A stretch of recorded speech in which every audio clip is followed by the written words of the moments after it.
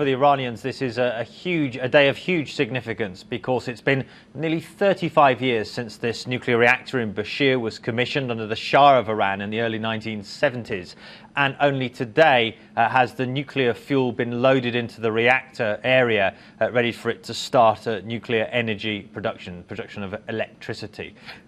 It's something that's going to be marked with national celebrations across Iran. They're casting it very much as a victory against the international community, who've been putting Iran under a lot of pressure because of its very controversial nuclear program. And so, we're seeing lots of remarks coming from the Iranians right now saying that the arrogant powers attempted to disrupt the project, referring to the West there, but they failed. And so the fact that this Bushehr reactor now, with Russian help, has come online or is coming online is being seen as a major national victory inside Iran, Natalie.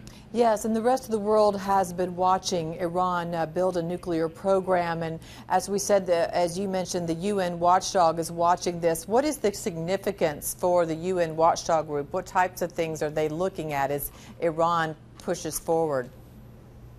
Well, it's significant that the UN's nuclear watchdog, the IAEA, is there monitoring this whole process because it brings the whole nuclear power generation issue in Iran firmly under the auspices of the United Nations, and that's something that the international community very much wants to see.